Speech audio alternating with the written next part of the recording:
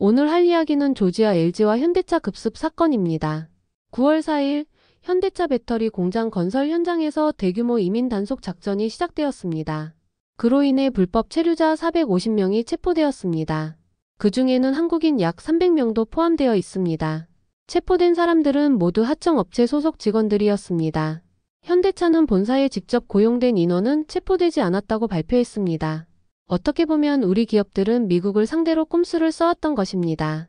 한국의 하청업체에서 인력을 데려올 때 ESTA로 입국시켜 90일씩 나누어 불법적으로 근무하게 하는 방식을 이용했습니다. 이것은 명백히 법을 위반한 행위입니다.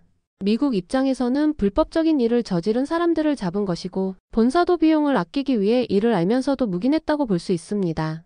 이번 단속은 사법부의 허가를 받아 직접 진행된 작전이었다고 합니다. 구금된 한국인들을 데려오기 위한 전세기 투입도 확정되었으며 그 비용은 LG에너지솔루션 측에서 부담하기로 알려졌습니다. 솔직히 이번 사건을 두고 서로 책임을 떠넘기며 욕을 하고 있습니다. 좌파에서는 윤석열 대통령이 비자를 얻기 위해 노력하지 않았다고 주장하지만 사실은 그렇지 않습니다. 실제로 정부 차원에서 노력을 기울인 부분이 있습니다. 반대로 우파에서는 굴욕 외교라며 미국에 가서 무엇을 했느냐며 이재명을 비판하고 있습니다. 하지만 저는 이 문제까지 정치를 끌어와서 싸우는 것이 이해되지 않습니다. 첫 번째로 잘못을 저지른 곳은 어디입니까? 바로 기업들입니다. 이미 삼성은 이런 낌새를 감지하고 회사 차원에서 자체적인 비자 점검을 진행했습니다. 그리고 외교부의 발언을 종합해보면 기업들도 이미 이 사실을 알고 있었다는 느낌이 강하게 듭니다. 삼성도 얻었는데 우리나라 국정원이 그런 정보를 얻지 못했다.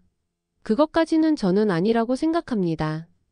결국 LG와 현대차가 비용 절감을 위해 꼼수를 쓰다가 트럼프에 의해 적발된 것입니다. 현대차는 급습 당일 직원들에게 출근하지 말라고 통보를 했습니다. LG는 그런 통보조차 하지 않았다고 알려졌지만 그 부분은 확실하지 않습니다. 결국 이 사건은 기업들이 이득을 취하기 위해 법망을 피하다가 걸린 것입니다. 그런데 윤석열을 욕하는 이유가 뭡니까? 이재명을 욕하는 이유가 뭡니까? 물론 이재명이 기업들의 도움을 받아 미국에 투자를 유치한 것은 사실입니다. 그렇다면 더 세밀하게 살펴야 했던 것도 맞습니다. 굳이 잘못을 찾자면 발생할 수 있는 문제를 방치했다는 점 정도일 겁니다. 하지만 이건 어떤 정권이 들어섰더라도 비슷하게 벌어졌을 가능성이 큽니다. 제가 민주당을 비판해왔던 이유는 결과론을 내세우며 비난만 하기 때문입니다. 이번에도 저는 사람들이 결과론으로만 욕하는 것이 싫어 이 글을 작성한 것입니다.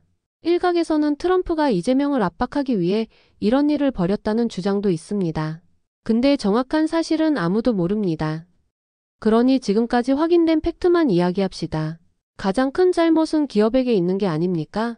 좌파든 우파든 묻겠습니다. 여러분이 생각하는 대통령이었다면 이 사건을 막을 수 있었을까요? 제발 정치에 오염되어 뇌까지 괴물이 되지 않았으면 좋겠습니다. 이상 자유로운 이야기였습니다.